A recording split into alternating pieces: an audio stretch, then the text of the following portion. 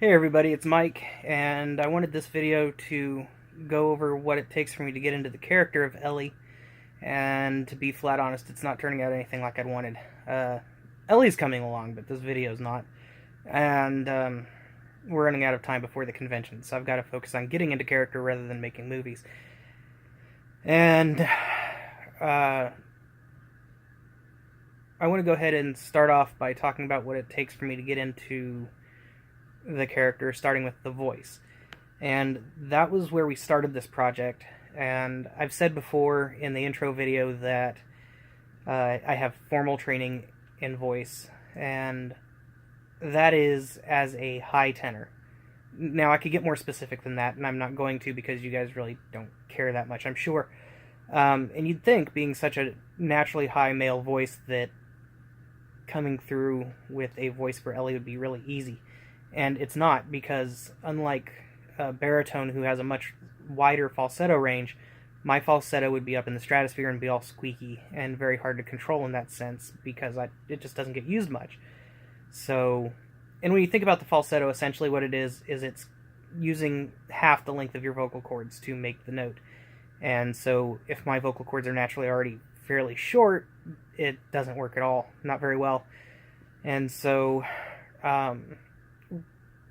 to that end, technology came to the rescue, and I sent recordings of myself off to a few of the musicians that I trust, and one of them had done some work in Samoa and had recommended that I watch videos on the Fa'afafine.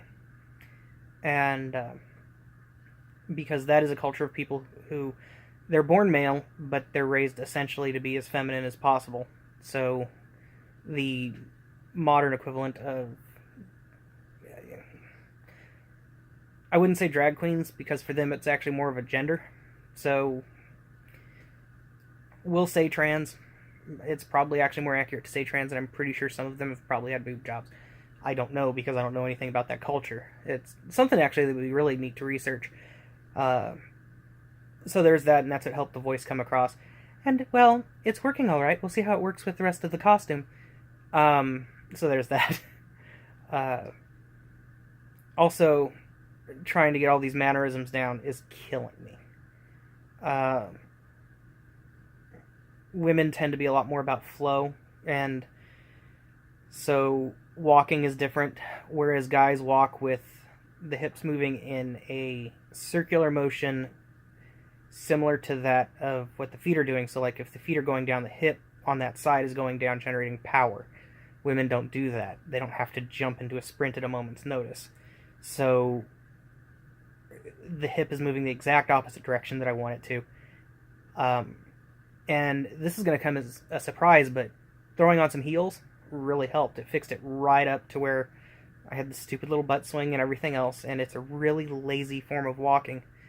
And everything about a girl's movement in comparison to a guy's is very, very fluid. It's all about flow.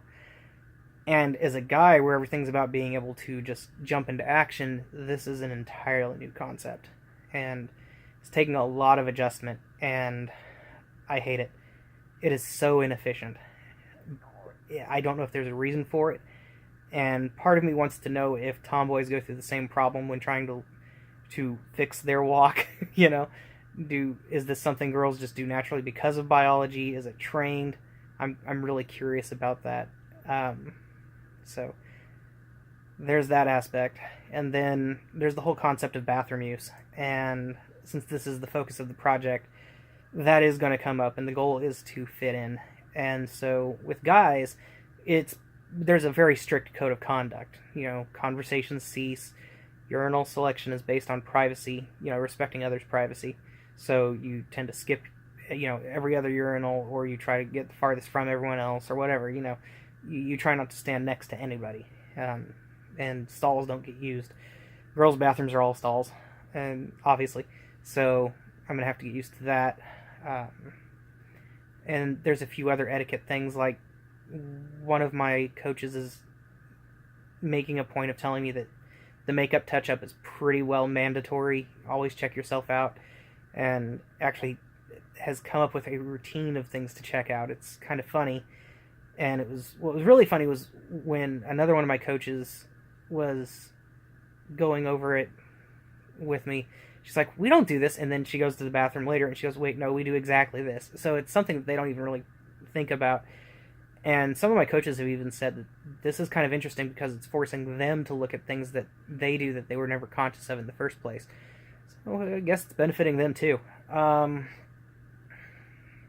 So there's that little aspect of it. I will say this. Getting into costume with the full costume on really helps get into character more.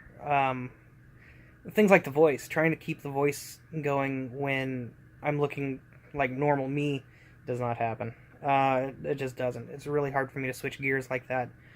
Once I'm in full costume, it's fairly easy to go ahead and just kind of switch that gear and go, okay, I'm essentially a woman now.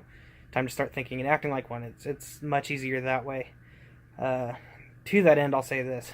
Gender dysphoria is a real mindfuck. It's going to take me a little bit to get past that for this part of the project.